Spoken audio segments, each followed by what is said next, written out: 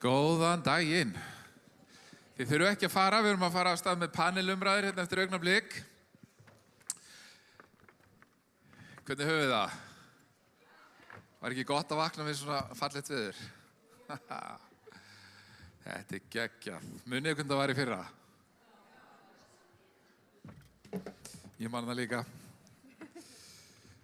Og ég svo glaður hvað margir létu ekki óveður síðustu 2 ára og rifin tjöld og svefnlausar nætur hafa áhrif á útilegu ársins í ár. Bara mættum. Svona að gera þetta. Heyrðu,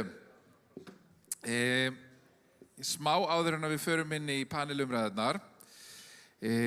Karnevalið hér í kotinu. Einhverju hafa haldið að vera á Hvolsvelli. En við færðum það upp í kot áður vondaveðrið var í fyrra. Það var búið að ákveða.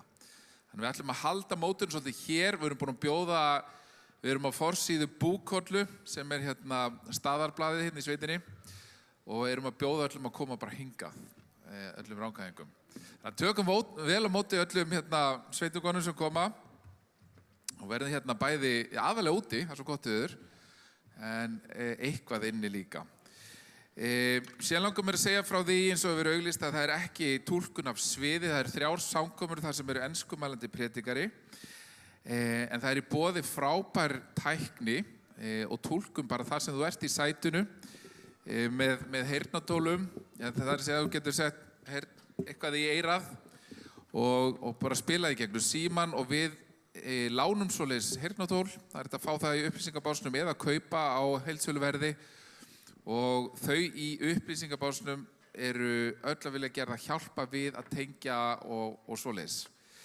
Þannig að það er best að fara þangað fljótlega, þannig að það sé allt tilbúið fyrir kvöldið. Og síðan hérna fyrir þeir sem eru með heyrnartæki, þá þetta að tengja beint í Bluetooth í heyrnartækjunum. Það er ekki sniðugt. Geggjað. Heyrðu, en mig langar að bjóða viðmælendur mína að koma hérna upp.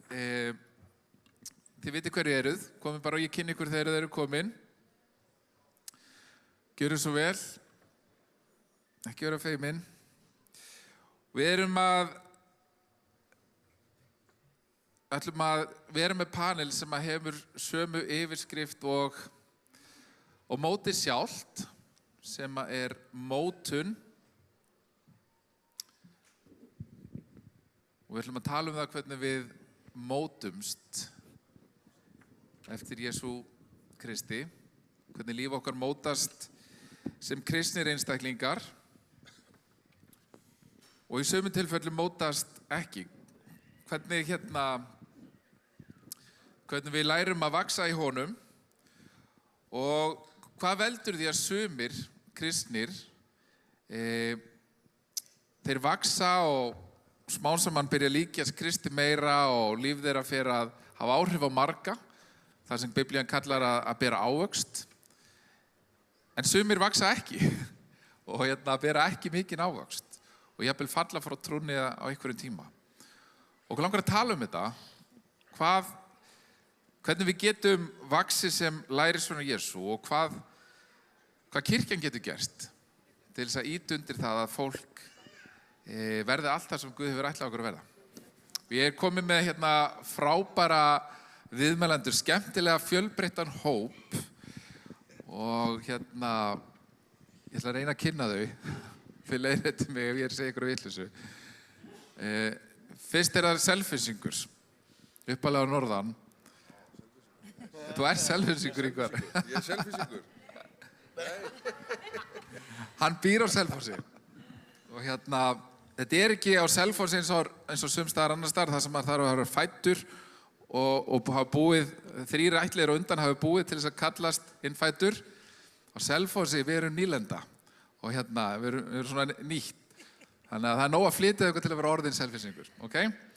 En Ingvar Leví lögreglumaður, hann fylgjandi Jesú, hann að hjálpa fólki á göngunum með Drottni og bjóðum hann innilega velkomin. Klöpum bara, já. Síðan erum við Kristínu Helgu Ágústsdóttur, hún fer meðal annars fyrir stúdentastarfinu í háskólanum og að leiða það og mjög virki starfi með ungu fólki í Fíladelfíu og ýmislegt annað. Mig langar að við bjóðum Kristínu Helgu velkomna.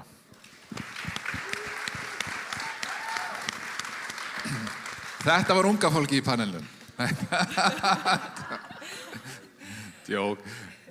Síðan Björn Ingi Árdal Stálason, geggjanafn. Hann fer fyrir æskulýðsmálum í Hvítasunnu kirkjunni á Íslandi. Hann leiðtogi æskulýðsmála og unglingaleiðtogi í Fíladelfíu og frábær mentor að leiða fullt af ungu fólki áfram á göngunum með Kristi og margt annað. Gefum honum gott klapp. Og síðast en ekki síst þá hún Svava Björk Börk sem segir maður háskólaprófessor. Sko ég dósent, ég ekki búin að fá stöðu prófessor, sko, það bara staða. Já, hún dósent, ok. En fer fyrir starfi TC með því. TC stendur fyrir Teen Challenge sem hjálparstarf með fólki sem hefur lent í ýmsu á lífsleiðinni og að gera frábæra hluti á þeim vettvangi, bæði með einhver sem heitir TC skólinn og síðan alls konar öðru starfi sem tengist þessu, sem fyrst og fremst stuðlar að því að byggja fólk upp og hjálpa því að lifa lífinu með Jesú. Og við ætlum að tala saman, við öll fjögur. Og ég ætla kannski bara að fá mér sæti líka.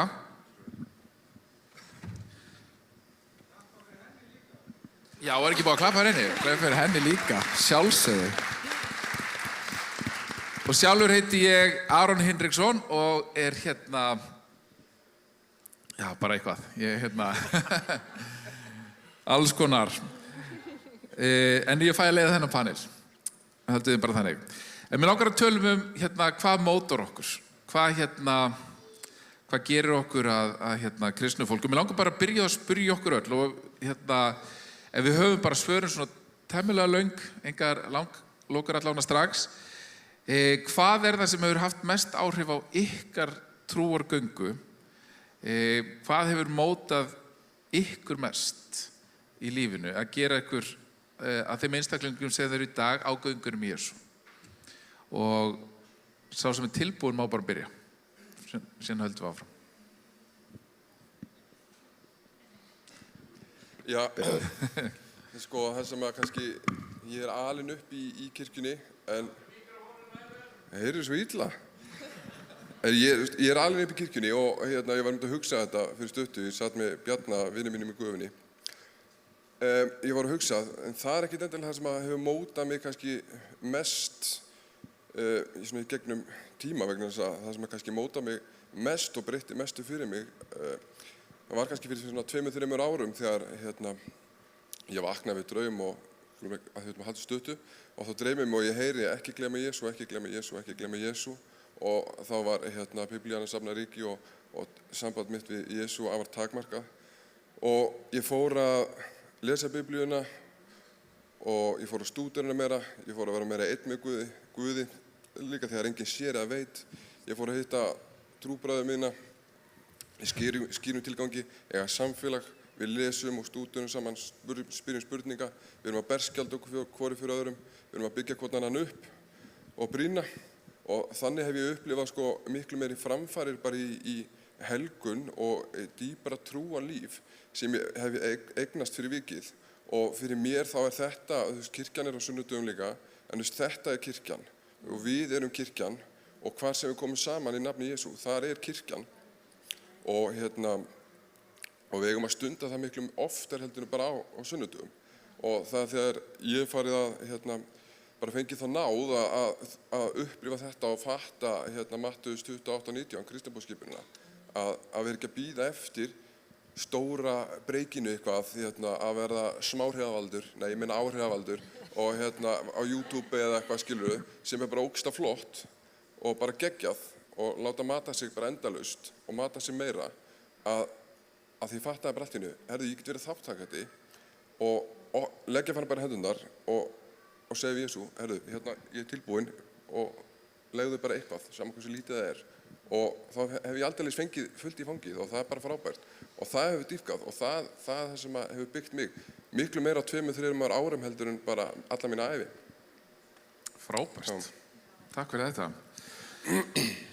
Algjörlega, þannig að sambandið við Jesú og samfélag við annað fólk sem þú fjárfestir í, það hefur lykillinn Algjör lykill. ásamt því sem nefndir. Kristín, gjör svo vel. Hvað segir þú?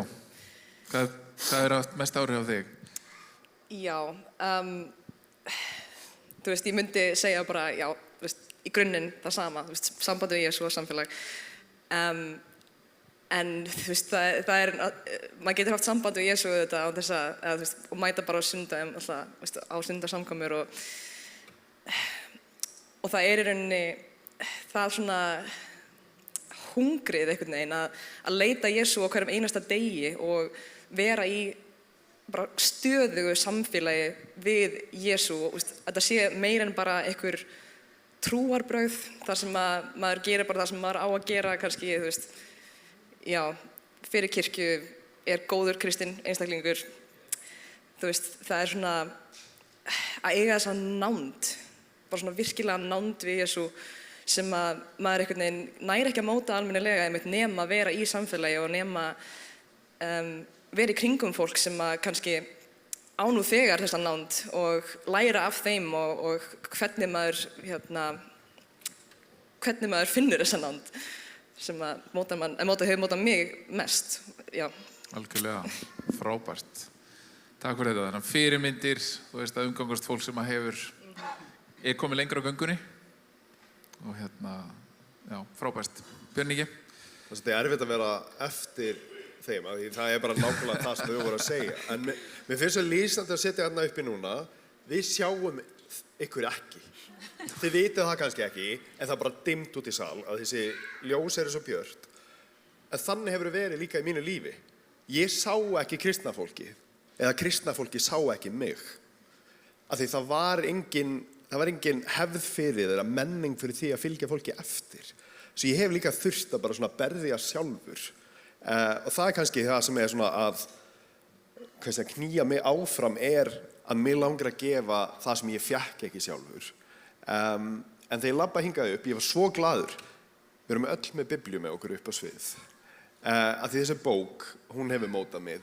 Þetta aðalstaðurinn þar sem Guð mætir mér, þar sem ég fæ að kynnast honum, fæ að sjá hver hann og hvaða þýðir að fylgja honum. Svo bara lestur á hverjum einasti degi, það kannski svona aðal bara máli sem mótað mig. Og ég væri svo til að segja að það var fullt af kristnum sem mótuðu mig og fylgdu mér eftir, en það gerist ekki. En svo fullt af flottum höfundum. C.S. Lewis búinn að móta mig mikið, til dæmis. John Stott, allir þessi sem ég get bara farið og keypt mér bók eftir. Já, en aðalega þessi bók. Þessi bók góð. Hún það. Takk Björn. Já, það sem mótaði mig. Það er þetta margt sem móta mann á lífsleiðinni og ég var alveg dugleg sunnudagskristinn og sinnti svona smá verkefnum skildum sem mér fannst ég þurfa að uppfylla eins og taka þátt í barnastarfinu og eitthvað svoleiðis. Svo flyt ég norður og ég ætla bara að segja það hér og nú að þvílík kirkja og þvílíkur söfnuður og það er hópurinn sem við hlustuðum á áðan og Jóhanna og Hatti eru hirðar af Guðs náð og ég upplifði akkurat eins og þú talaðir að kristnir voru ekki, það er ekki hefð eða menning fyrir lærisveina mótun. Ég kem norður og ég heldur viti ekki einu svona hversu mikið er að byggja upp lærisveina. En ef þið skoðu bara vikuna fyrir kvótmótið, hvað voru margir frá Akureyri mættir? Hvað eru margir frá Akureyri virkir í þáttöku og það er hluti að lærisveina mótunin líka. Og maður er svona séður og ég græddi svo mikið að fara norður. Og ég er svo þakklátt Guði hvað hann veit alltaf miklu betur en ég. Amen. Þannig að kannski líkill í mótunum bara senda allar norður í einhvern tíma. Jóhanna, ertu ekki tilbúin? Ekki gefa kirkjunni á Akureyri bara gott klap. Frábær. Takk fyrir þetta og það er gaman að heyra svona samhljóminn í því sem þið er að segja. Það þarf meira til. Þú veist, það þarf að sækjast eftir og það þarf líka að taka utan um fólk og það er þetta samfélag sem brýnir okkur. En við búum í heimi þar sem að menningin stöðulega að breytast og hún breytist meira á kannski 1 til 2 árum núna en hún gerði jafnvel á 100 árum, fyrir 100 árum síðan. Og við óhjákvæmlega lifum í þessum heimi sem kristnir einstaklingar og það alltaf þessi togstreita, þú veist, hvað það sem að mótar okkur, hvað hefur mestu áhrifin á okkur. Og Páll talar þetta í 4. kaflanum í Efesus, hann segir, hegðið yður eigi eftir öld þessari, heldur takið háttaskipti, það mótist, með endurnýjun hugafarsins, svo þér fáið að reyna hversi vilji Guðs, hið góða, fagra og fullkomna, sem það sem okkur er ætlað. En alls ekki allir fá að upplifa, af því að þeir kannski taka ekki þessari endurnýjun hugafarsins. Og mér langaði bara að spyrja okkur, bara svona hratt, hvaða það sem þið haldið að sé að móta kristna út frá menningunni, ekki orðið Guðs, heldur hvað menningin hafa áhrif á okkur og getið þið jafnvel nefnt dæmi úr eigin lífi, hvernig þið hafa sjálfsagt á einhverju tímapunkti byrjað að tileinka ykkur viðhorf við eitthvað sem ekki frá Guði en svona hafa smitast á ykkur frá menningunni, fattið hvað ég að meina? Ykkur sem vil grípa boltan þarna? Já, ég ætla aftur. Já, það best að fyrstur, þá klárar maður að segja það sem hinn ætla að segja. Það laðist næri. Mér langar að bæta við versinu undan, það sem hefur svolítið haft áhrif á mig. Því brýni ég þau bræður að þér vegna miskunnar Guðs bjóði fram sjálfa yður að lifandi heilagri, Guði þóknanlegri fórn, það sönn og rétt Guðs styrkuna við þér hendi. Og svo kemur það sem Aron sagði, hegðið yður eigi eftir öld þessari. En þetta er akkurat ekki það sem veraldleg menning að boða í dag. Heldur þvert á móti, þá hann að boða það að við fórnum öllu á altari sjálfsins, en við vitum að sá sem ætlar að finna líf sitt, hann týnir því, og sá sem týnir lífi sínu vegna Jesú, hann finnur það. Og það þetta sem hefur svolítið verið að hafa áhrif á mig, að átta mig á þessu, að ég á að setja sjálfa mig, og fórna sjálfa mér, sem lifandi heilagri Guði þóknanlegri fórn. Og þá hef ég öðlast lífið. Og þetta svolítið blekkingaleikur sem á sér stað í heiminum og við þurfum ekki að ræða það neitt sérstaklega því við vitið öll hvað ég að tala um. Þetta snýst allt sjálfið og mig og hvað ég á skilið og mitt réttlæti. Þannig að, já, mér finnst þetta skipta mjög miklu máli í dag og að vera með þessu hugafari, að fórna sjálfu þér. Frábær punktur. Ykkur sem við grípa þetta þaðan? Þessi kall. Já. Hann mótar okkur. Og ég sé það, ég vinn með úlingu, þetta sími fyrir þá sem sjá það ekki. Og bara þetta ef eitthvað sem ég fílaði ekki, þá held ég bara áfram að skrolla. Og ég vil fá svar núna. Við kunnum ekki að bíða. Við kunnum ekki að leita. Ég vil bara fá það núna, strax, helst í gær. Og það á að vera mjög svona stutt og bara tala til minn, bara núna, svo ég þarf ekki að vinna. Og við vorum að lesa í Biblíunni saman í gær morgun líka og þá tala guðrækni versus bara líkamsrækt. Og það tala að streita, vá hvað við erum til að fara í ræktina, marga tíma í viku. En við erum ekki til að eyða meira en 2 mínútur og fá verst dagsins. Og svo erum við búin. Og ég upplifi það að bara fólk miklu minna að lesa, bara bækur yfir höfuð, fara út að ganga, enginn búin að leiðast í 15 ár að við höfum þennan. Og það engin tómstundi og það fæ Guð heldur ekki tala. Svo ég upplifi það og ég þekki þetta, ég á síma. Hvað hann togar í okkur og tekur athyglin okkar. Og ef þú setir það saman við það sem Ingvar að tala að snýst mig og kannski eina setningu frá Guði, það er bara drepandi. Það er hættulegt. Mér langar að grípa þetta, því að það snýst mig og setningi frá Guði, hún snýst mig. Já. Það fer að snúast það. Ekki Guð, ekki vilja drottins, heldur einhvern veginn að ég miklast og það er það sem mér finnst vera hættulegt fyrir kristna einstaklinga þegar þeir stíga fram í eigin egói og egóið fyrir að snúast en við erum ekki að lofsyngja drottin. Það Það ekki ljós hans sem að fara að skína. Algjörlega. Ef ég get Endilega. bætt ykkur við, þetta er kannski ekki, þetta er ekki að sama á þeir sagði sem ég ætla að reyna að bæta ykkur við. Já, fyrir mig þá, ég er náttúrulega búin að vera í háskóla síðustu 3 ár og ég hef verið í sálfræði og þið getur ímyndað ykkur hvernig samfélagið er þar, hvað varðar svona trú og svoleiðis. Já, þannig að já, ég held að það sé mjög mikið líka bara samfélagið svolítið svona bæði að svona reyna að telja manni trú að það eitthvað trú sé skrítið og bara ekki það sem maður á að vera að gera, sé bara heimskulegt. En líka þessi menning að maður á bara að keyra sig áfram og keyra sig áfram og keyra sig áfram og vera alltaf á fullu og hafa ekki tíma til að leita Guðs og bara nema staðar. Og veist, ég hélt hvíldardag bara í gegnum allt mitt nám og það var alveg mjög erfitt og margir sem voru bara, hvað meinarðu, af hverju gera það, það kemur niður á einkunnunum en það gerði það ekki, það kom aldrei niður á mínum einkunnum. Og já, ég held bara að þetta samfélag sem vill bara við séum alltaf á fullu og gefum okkur aldrei tíma til þess að stoppa og vera einhvern veginn, já. Gjör svo vel. Ég fór á námskeið fyrir nokkrum árum svona postmodernismu, bara svona menninguna í dag og sá sem var að leiða námskeiði spurði okkur af hverju komstu einmitt á mínu námskeiði, af því það voru mörg námskeið og allir eru að tala að okkur mér langar að skilja menninguna í dag og blari bla og svo er ungur maður sem segir ég er postmodern og mér langar að skilja hvað það þýðir og við erum öll bara að horfa á hann að því held þessu auðvelt að halda að við sem kristnir, við erum ekki undir áhrifum. Nei, við erum bara alltaf öðruvísi. Auðvitað lifum við líka í samfélaginu sem við lifum í. Við erum líka undir áhrifum og ég held að það er svo mikilvægt að átta sig á því að síminn og samfélagið og bara andi nútímans hefur áhrif á okkur líka og sérstaklega ef við erum ekki meðvitað það, já þá erum við svo sannlega undir áhrifum. Já. Já, má ég bara rétt, það er bara þess að þurfum að vera vakandi og hann segir, verið algáðir, eða vakið verið algáðir, óvinnur eða djöfullinn gengur sem öskrandi ljón, leitandi af þeim sem hann geti gleypt.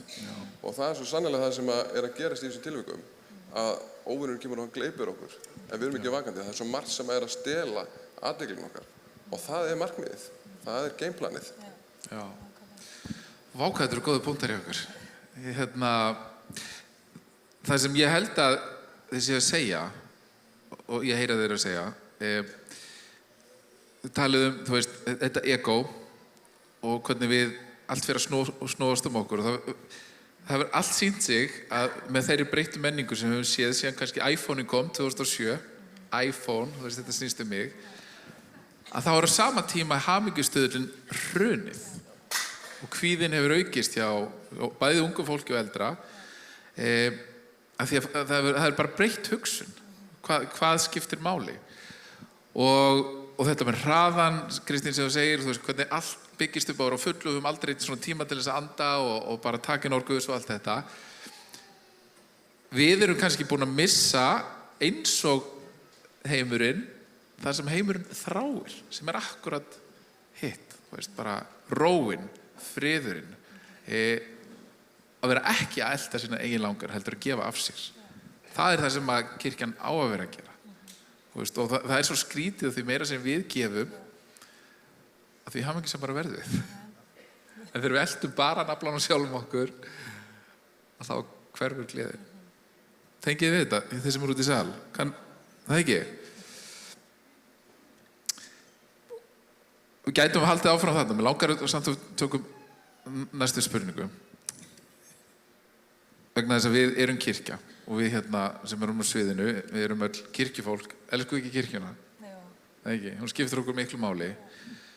Þegar við horfum yfir vestræna heiminn að þá sjáum við að það eru margar frábæra kirkjur, það eru duglegar að safna fólki saman og halda frábæra samkomur. En það er algengt og ég tala þetta bara sjálfur núna, ég var forstöðumaður í 20 ár. Það er erfiðara að fara á dýptina. Að hjálpa að fylgja fólki eftir, að hjálpa fólki að festa djúparætur og finna köllun sína og upplifa þetta góða fagra og fullkomna sem að gerist með þessu breytta hugafari. Og stundum drögu það ályktun að fólk það bara mæta á samkomu, bara heyra predikunina og það bara breytist líf þeirra varanlega og það verður bara lærisveinar Jesú og allt verður gott. Og og ég er predikari sjálfur og mér langar svo að þetta sé satt. En þetta er kannski ekki alveg nóg. Og sorglega staðreyndin er svo að 90% af fólki er búin að gleyma 90% af predikunni 2 dögum eftir að hún var sögð. Og þetta er þung byrði. Þannig að mér langar að segja bara, hvað segir þið við þessu? Þú veist, duga samkomur bara. Við erum sammála, samkomur eru frábærar og við þurfum að koma saman. En þarf eitthvað meira til þess að gera fólk að lærisveinum. Þú veist, og hvað finnst ykkur þennan punkt? Ég bara, amen. Hvað meira að segja? Nei, hann var að tala kristniboðsskipunina.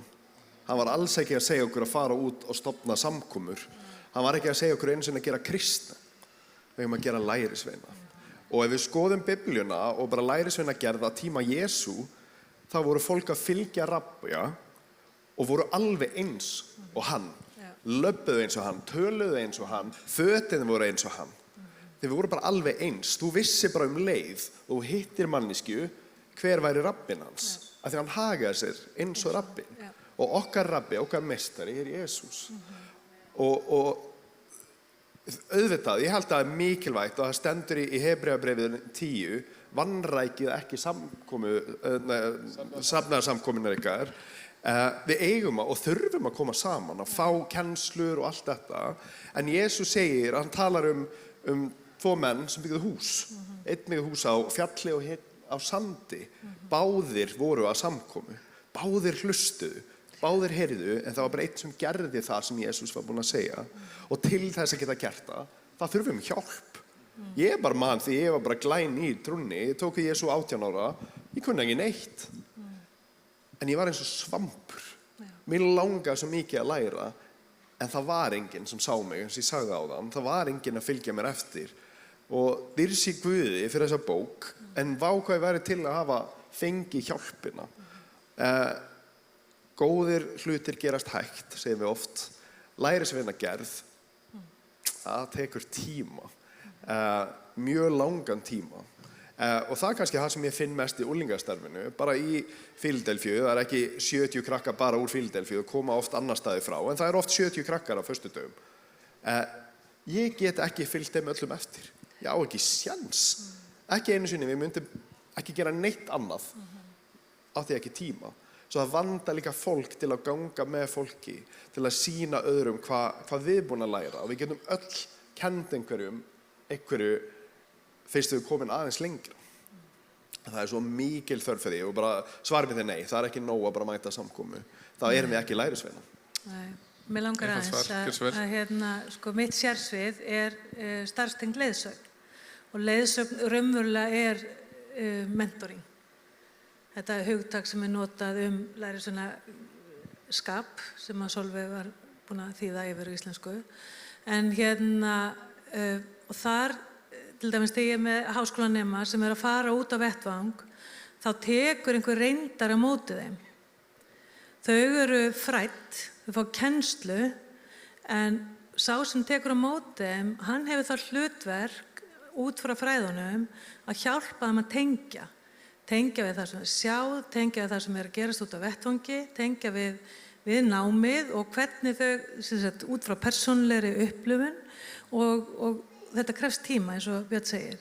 Þetta er 5 ára háskólanám og það þarf að gegnum hvert einasta atriði og síðasta árið er bara nánast út á vettvangi, en þar ertu að lágmarki 1,5 tíma á viku með meistaranniðinum, þar sem þú ræðir, þar sem þú ert að upplifa, þar sem þú ert að gera og færð að spegla.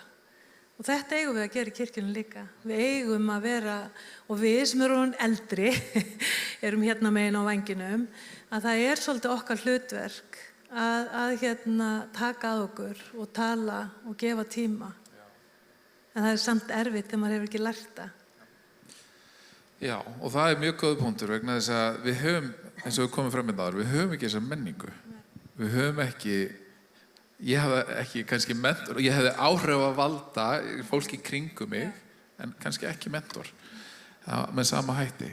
Og hvað segir þið sem eru aðeins yngri, eins og þau komum frá hérna, hver hefur ykkar reynslu og bara líka sjálf, höfðu þið mentor eitthvað svona sem að, þú veist? Ég ætla að segja að ég var svo fyrir ykkur áðan og þú mátur fyrst, ég ætla að síðastu núna.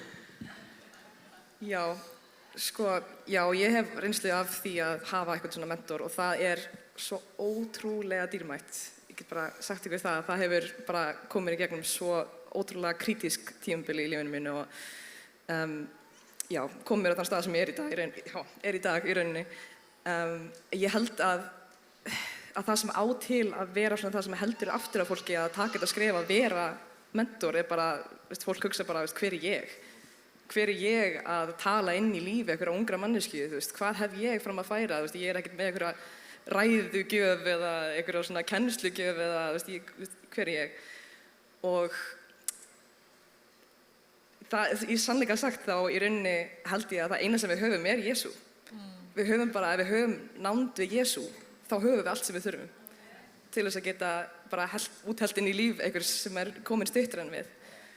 Þannig að, þú veist, já, ég er svona að taka mín fyrstu skref í því og ég bara, já, það er búið að vera svo, mér finnst ég ekkert að vera með einhverju sérstaka gjöf á því sviði, en mér finnst þetta að vera svolítið þannig að þegar maður er að tala inn í lífi einhverjar mannesku eða að biðja fyrir einhverjar mannesku, þá er eins og bara svona lifandi vatn frá Guði bara flæði í gegnum hann og inn í manneskuna og vökvar mig í leiðinni.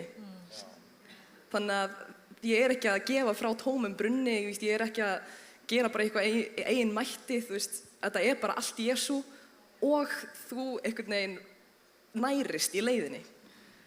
Þannig að, já, ef við hugsum bara út í að hvað eru margir unglingar eða margir sem eru svona styttra komnir og hvað eru margir sem eru lengra komnir, ef að hver einasti sem er lengra komin væri bara með eina mannesku sem að væri að hitta einu sinni í viku, væri það ekki allir með eitthvað? Nokkurn veginn, myndi ég segja. Frábært. Já, þetta er eitthvað sem að kannski við þurfum ekkert endilega einhverja sérstaka köllun frá Guði að það þurfi að segja okkur eitthvað sérstaklega. Við erum í raun öll kölluð til þess að gera þetta. Og það er svo mikilvægt að átta sig á þessu og það er vöntun út allt og þetta er ekki flókið. Og það er alltaf sami, hver er þetta? Þetta er heyrnarskertur þetta.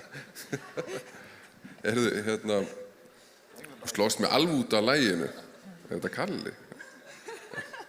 Heyrðu, já, við erum að hittast nokkrir alltaf á miðvikudögum og þar eru nokkrir á Selfossi sem að hafa bara svona out of the blue, svona bara random gæjar, finnst mér stundum, bara þessi, bara allt í einu vaknaði fyrir það að hann þyrfti að fara að lesa biblíuna og svona einhvern veginn dettur í fangið á okkur og svo bara annar líka og svo fleiri og við erum að hittast stundum einn í sánu á morgnana að ræða biblíuna og veit bara hittast meira, bara getum við ekki hist bara oftar í viku og oftar og menn eru alveg sko svo hungraðir og svo þyrstir sko að maður áttar sig hreinlega ekki á því sko, ólíklegasta fólk og maður þarf ekki annað en að bara opna dyrnar og þá og biðja Jesú að gefa sér eitthvað og þá alveg flæði svona fólk að manni og það er bara mjög mikilvægt að vera opinn fyrir því. Algjörlega. Og þetta kemur inn á merkilegan hlut sem að við sem að erum í kristilegu starfi svona talsveit mikið erum að upplifa, ég get sagt fyrir mig, ég hef aldrei áður upplifað það í áratugaþjónustu, get ég sagt núna, að þetta sem þú ert að lýsa, bara hvernig fólk bara birtist í kirkjunum, enginn sem kom með þau þangað, það fékk allt í einu áhuga að lesa biblíuna eða Guð fór bara að banka á hjarta þeirra og bara trúar áhugi vaknaði. Og þetta er mjög uppörvandi. Maður fer alltaf varlega að ég segja vakning. Það er einhvers konar samt vakning, svona hræring í gangi. Og þetta er ekki bara á Íslandi. Maður er að heyra sögur af þessu út allan heim. Og mér langar að deila með ykkur smá draumi og sem ég fékk. Og ég sagði frá leiðtogaráðstefnu núna í mars. Mér dreymdi það að ég var staddur hér í Örkinni. Gaman að segja frá þessu þegar maður er hér. Og ég var hérna frammi að ég held, það var allavega svona stór, steyptur flötur. og allt í einu sem sagt bóndi sem kemur með 100 kindur og bara gefur mér eða okkur, ég veit ekki alveg hvernig það var. Það allavega allt í einu voru 100 kindur á svona 2 pöllum og þetta voru rosa góðar fréttir. Það voru bara svona frábær gjöf fyrir staðinn og kirkjuna. Nema þegar ég var búinn að hugsa þetta, þegar ég var búinn að vera í þessari gleði í smástund, þá fattaði ég allt í einu og það fullt af lifandi kindum hérna, en það eru svolítið langt síðan þeir að fengið að borða og það ekki neitt fyrir þeir að drekka og ég veit ekkert hvernig ég á að gefa þeim bæði að borða og drekka. Og þannig að draumurinn breytist úr gleði í bara örvæntingu. Bara hvað á ég að gera? Og ég taka föt og svona halda undir þær. Og ég bað gervigreindina að hjálpa mér að sýna þetta myndrænt. Og þú getur sett myndinu upp. Það þurfti bara 2 prompt. En það leit nákvæmlega svona út. Gervigreindin mögnuð. Sjáu hvað ég hérna í mikilli örvæntingu. En ég fattaði strax í þessum draumi að þetta kirkjan. Þetta það sem að gerast núna. Guð að senda fullt af fólki sem bara vakna hungrað upp. Hann sendir það til okkar. Erum við með eitthvað að gefa þeim að borða? Vegna þess að ef þeir fá ekki að borða, þá deyja þeir. Ef fólki sem kemur og leitar eftir ykkur að borða hjá okkur fær ekki að borða og drekka meira en bara einu sinni í viku, að þá mjög líklega mun trúin og endanum dofna og það hverfa á braut. Og þetta alvarlegt af því að þetta núna. Við getum horft á þetta tímabil sem við erum að upplifa, þessa svona hræringu, koma og fara. Og við mistum að því. Og hér upp erum við einstaklingar sem að vinna með fólki. Haldið að Guð hafi áhuga að vinna með einhverjum fleirum hérna inni, heldur en bara ykkur. Og haldið að einhverjum fleiri geti það. Haldið þið það? Já. Ok. Ég ætla að bjóða ykkur að tala inn í líf þeirra sem eru hérna inni, af því ég held að margir efast að þeir geta. Margir efast að þeir bara hafi það sem til þarf. Hvað þarf til þess að geta verið skrefur undan fólki? Geta verið sá sem að gefur af sér til annara? Ég hugsa að Kristín nú þegar búin að segja það. Það bara að þekkja Jesú og vera. Mér fannst það svo falleg, þú varst að lýsa því að þú ert að biðja og bara streymur af lifandi vatni að renna gegnum þig. Að Guð veitir okkur líka það sem við þurfum. Ég var líka á leiðtogahelginni og ég var að deila aðra sögu að því ég heyrði predikun á bænarástefnu í febrúar. Það sem að tala þegar Jesús fór upp að fjallið þarna ásamt Pétri, Jóhannesi og Jakobi og þeir fengu að sjá dyrð Jesú. Þá fá öll þessi kindur til dæmis, öll þessi kindur að þetta fólk að koma inn í kirkjuna, það bara dyrð, glóri eins og við segja á ensku. Fólk spyr mig hvernig í úlingastarfinu til dæmis. Það er bara glóri, það magnað, það fullt af nýju fólki og á sama tíma og þeir voru á fjallinu, voru hinir lærisveinarnir niður í dali að reyna að reykja út illa anda og strák. Að það tókst ekki. Pabbi stráksins var bara að hrópa í örvæntingu og Jesús kemur og hann segir þetta kyn geti aðeins ekki út með bæn og föstu og ræðan var svolítið að það komið eitthvað svona nýtt kyn, svona new kind, different kind, eitthvað sem við þekkjum ekki. Og ég finn líka að við þurfum að byrja með því að biðja í örvæntingu, alveg eins og pabbi stráksins.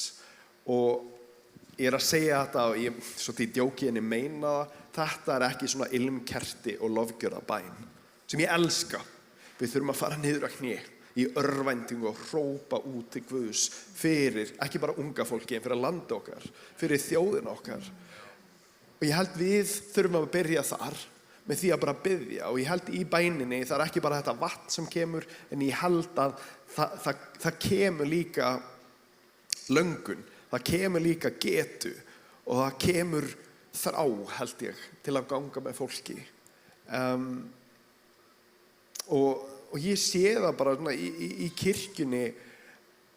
Ég elska að ég vinna á skrifstofu kirkjunnar í Reykjavík og það eru fleiri hérna kallar sem eru hérna í salnum núna, ég veit það, ég segi ykkur bara ekki, sem eru að vinna í kirkjunni og gera bara eitthvað verklegt. En það sem ég elska mest er að fá að tala við þá. Þegar þeir eru að fá sér kaffi og segja sögur. Án þess að vita eru þeir að fjárfesta í mér. Án þess að vita það kannski eru þeir að sýna mér hvernig það lítur út að vera kristinn. Svo ég held að stundum snýst það bara að fá okkur sæti með einhverju sem við þekkjum ekki. Segja, hver er þú? Segðu mér sögu þína. Og svo fáum við að byrja að tala inn í líf þeirra og fjárfesta. En ef ykkur langar að hitta manneskju, bara tali við mig. Ég á lista af unglingum sem vandar leiðtoga, sem vandar mentor. En lesi þessa bók og gangi bara út af vatni. Já, algjörlega. Mjög gott. Einhver sem vil bæta þetta? Já, ég held að það sé bara rosa mikilvægt einmitt að dvelja í orði Guðs og að þekka Jesú ekki bara afspurnar. Ég hef áður þekkt Jesú bara afspurnar, vita hver hann er, eins og þegar Sigurjón Kjartansson flutti á Selfoss og ég rakst á hann og ég hef svona, nei, hann þekki mig ekki, ég þekki hann ekki, sko. Ég var næstu búinn að heilsa honum, að ég þekkt hann bara í gegnum, sko, hann ótæpilega tíma sem ég hlusta á Tvíhöfða. Það hefði frekar átt að vera að dvelja og leysa í orðinu, en þá þekkti ég bara Jesú afspurnar. Og ég held að það skipti bara höfumáli, að dvelja í orðinu, að lesa það og vera þar, því að orðið er lífandi og þetta er sannleikurinn og þetta er GPS-tæki okkar og þetta er allt. Þetta er allt hérna. Þannig að já, það er það sem hefur alltaf breytt öllu fyrir mig, er að dvelja í einveru með Guði, dvelja í orðinu og vera þar og leyfa því að breyta hugsunum okkar, breyta hug okkar. Þetta er eins og hugbreytandi efni, þessi bók, það sem við erum hérna með frá Guði. Og það svín virkar og það er svo óbáslega gott. Og já, það er eina sem virkar. Mér langar kannski að koma inn á þetta. Þetta er einmitt hugbreytandi efni, en við verðum einhvern veginn að muna þegar fólk kemur inn. Því ég kem inn sko ekki úr trúar fjölskyldu og það var bara andstæða þegar ég frelsast. Ég kem úr umhverfið þar sem mikilvæg áhersla á að kristni væru heilaþvegnir vitleysingar. Og ég er vinstrisinnuð og það er bannorð hjá kirkjunni og það er unnið rosalega gegn því og svoleiðis.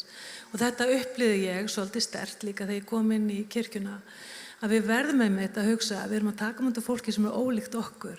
Við erum búin að fara í gegnum hugbreytingu.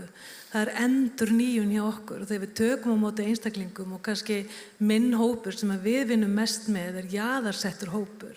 Hópur sem að jafnvel er af 4. eða 5. kynslóð að alast upp við siðferðilega aðra hugsun sem að Drottinn hefur gefið okkur. Að biðja Drottinn að gefa okkur þá visku og þann kærleika að geta horft á hverja mannesku og sjá Jesú í andliti og vita það að heilagur andi, ekki við í offorsi eða með einhverju, þú veist, fyrir Drottinn heyrði ég nú reglulega í kirkjunni minni þegar ég frelsaðist og ég gat ekki hugsað mér það, ég fekk bara, mér finnst ég svíkja allt sem var innra með mér að ég færi að kjósa Sjálfstæðisflokkinn. Skiljið, þú veist, bara að muna að það er heilagur andi sem verkar, en hann notar okkur. En við fáum þessa skynsemi að sjá einstaklingana sem eru ólíkir og eru ekki búin að fá þessa hugbreytingu. Algjörlega. Viltu bæta ykkur við? Nei. En ég held að, þú veist, mjög margir hérna hugsa með þessu núna. Já, þú veist, það er svo mikið að kláru fólki sem að getur talað út í eitt og veit nákvæmlega hvað það að segja og það hittir bara einhvern og bara getur leitt áfram og frætta veginn sem það á að ganga og allt í einu verður það bara að læra svona þau eru búin að hitta svona oft. Þannig ég held að við miklum fyrir okkur. Ég segi frá sjálfum mér, ég bara hef alveg verið þar, sko. Að bara vita ekki hvar maður á að byrja til dæmis þegar maður er að hitta fólk. er maður að flækja þetta mikið fyrir sér eða? Já, Hvað þarf til? Hvað þarf til þess að vera til staðar fyrir ykkur? Ég heyrði einn svona mentor sem að ég var með segja að það var í rauninni bara 3 hlutir. Það er að bara gera lífið í rauninni saman, þú veist, bara deila lífinu, hvað er í gangi, hvernig hefur það, allt þannig. Fara í orðið og biðja. Og allan að fyrir mitt leyti þá finnst mér nánast betra að vera ekki með eitthvað að klikka gjöf í þessu. Og því að þá ertu í rauninni móttækilegri fyrir því sem að Guð vill gera í gegnum þig og getur í rauninni ekki farið fram í eigin styrk og gert þetta sjálfur. Þannig að, já, það er allan það sem ég myndi segja. Mér finnst til dæmis, mér finnst minna mál að vera upp á svið að predika eða setjast niður með einstakling og maður minn getur það að tala við fólk sem hann þekkir ekki og kynnist endalaust af fólki og hefur virkilega áhuga. Og ég held að það sé líka gjöf, en ég hef verið sett á akkurat eins og þú ert að tala þar sem ég er veik og þegar Agatha dró mig út á götutrúboði, ég held ég myndi andast. Ég hugsa bara, ég alvörun að labba hérna út og þá erum við að fara að hitta heimilislausa með einhverja svona innkaupakörfu í eftirdrægi að labba niður Laugaveginn og ég hugsa bara, en í veikleika mínum og ég upplifði, þú veist, ég var að detta inn í skömmuna, bara ég alvörun hérna og hvað á ég að segja, ég get ekki talað við fólk. Þá kom Drottinn og ég hef aldrei fundið eins mikla nærveru að vera þarna út á götu að tala við heimilislausa eða fara inn í fangilsi. Aldrei. Og þegar ég fór inn í fangilsi fyrst skipti þá hugsaði bara Drottinn, hvað ertu að setja mig inn í? Ég veit ekki hvað ég að segja við fólk. En hann sér það. Að því að þú ert í veikleika. Þá fær hann að koma af stað. Og svo oft er þetta bara spurning að hlusta. Já. Þú veist, leyfa fólk að tala, bara draga fram hvar fólk er, hefja samræður og fá að tala inn í þann stað sem fólk er á. Ekki að við þurfum að vera búin að ákveða nákvæmlega fyrirfram hvernig samtali á að eiga sér stað. Hvaða flæði er í gangi? Hvar er heilagur andar að starfa? Hvaða áskornir er viðkomandi að takast á við?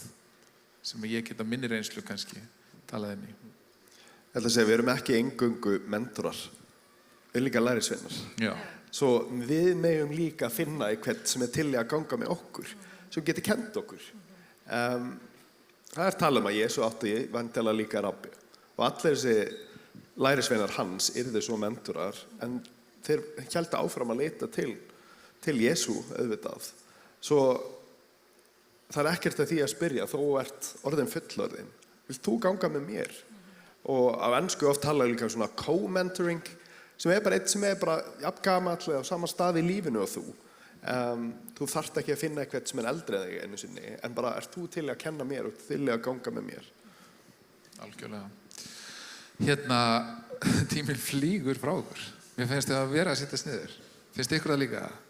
Já, ok, gott. Þetta hefur aðeins þróast út í það að við erum að tala hvað mótar okkur og við mótumst. Það sem við mótumst sjálfkrafa af er heimurinn í kringum okkur. Við þurfum ekkert að hafa fyrir því. Það bara gerist. Ef við erum bara á sjálfstillingu þá bara flæðum við með straumnum og verðum bara eins og umhverfi okkar. En til þess að vera ekki eins og umhverfi okkar, þá þurfum við aðeins að synda á móti straumnum.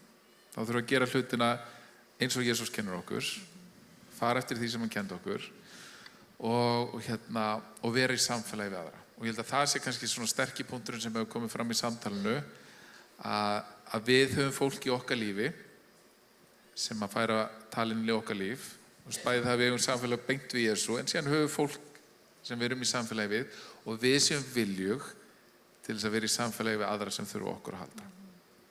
Og mér langar að tala við okkur öll sem erum hérna. Þetta á við okkur öll. Fyrsta köllun okkar er fólk. Þú veist, Jesús dó fyrir ekki þessa byggingu, hann dó fyrir fólkið sem kemur í þessa byggingu. Hann dó fyrir bara alla menn. Og það er fyrsta köllun okkar, að vera til staðar fyrir fólk og leiða fólk nær Jesú. Og það þegar við byrjum að því, þá er það ekki erfitt. En þá er það eitt af mest lífgefandi sem við getum gerst. Að finna það að með samfélagi við okkur, að þá dregst fólk nær Guði. Og þeir sem eru að koma inn í kirkjuna núna, þessi kynslóð, kannski þín kynslóð, Kristín Helga og yngri, íslenskt fólk, ég vil bara segja það að því ég var grunnskólakennari sem kenndi þinni kynslóð, þau vita ekkert Guð, bara ekki neitt. Þau hafa ekkert lært hann. Eitt og eitt áttu kannski ömmu sem það sagði eitthvað smá frá eða eitthvað. Einstaka fóru í sunnudagsskóla, en flest að vita ekki neitt. Þannig að við vitum meira en þau. Þvílíkt tækifæri að þeir heldur ekki með Jesú upp í kók. Já, það eru svo opið. Já. Og það eiginlega meira svona bara þau eru að fatta, ég veit ekki það, hvað búin að vera að fela fyrir mér? Þannig að þetta svo mikið tækifæri, þau eru fyrst, en það samt svo mikið af röngum upplýsingum þarna úti líka. Og þess vegna samtalið við fólk sem orðið þroskað, veit aðeins meira, svo mikilvægt þannig við getum leiðbent fólki og svona aðeins afruglað sem það þarf alveg stundum. Því að Jesús vil kalla alla menn til sín. Og ég trúi því, alveg svo einhver sagði áðan, að ef allir væru bara í samtali við einn, þá væru allir í samtali við einhvern. Og ef við hefum bara eina mannsku sem við værum að hitta reglulega, hitta í kaffi, bjóða í mat og bara tala lífið, tala göngunum með Guði, lesa saman í Biblíunni, að það held ég að ástand kirkjunar, þar að segja, það hvernig fólk verður að læra sínum, það myndi verða gjörbreyting. Það myndi verða gjörbreyting á rauðum tíma. Og ég og Ingvar erum með báðir hefum kynnst verkfæri sem heitir Small Circle, sem svona læri svona gerð þar sem maður að fara saman í gegnum svona efni. Ef ykkur vilja fá upplýsingar það, að þá getið þið tala við til dæmis okkur 2. Mjög einfalt og aðgengilegt, en síðan eru margar aðra leiðir til þess að gera fólk að læra svonum. En við erum kirkjan og það eru við sem gerum þetta. Ef við segjum manneskjuna sem við hliðinu á okkur, það þú sem gerir þetta og reyndar ég líka.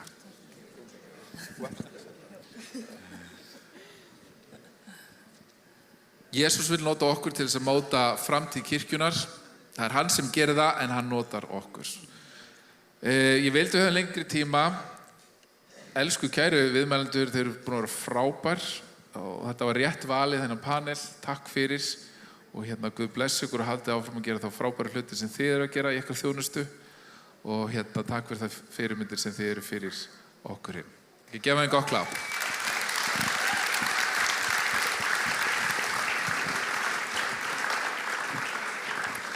Og mér langar kannski við endum á að standa upp og við biðjum saman.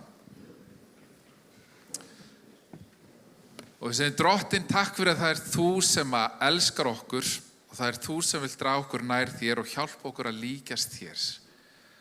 Og ég biðist Drottinn að við sem kirkja mættum ekki vera neytendur, við mættum ekki vera áhorfendur og við mættum ekki vera gaggrínendur, heldur mættum við vera þáttakendur og gerendur. Vera gerendur orðsins og vera þeir sem fara út og eru kirkjan.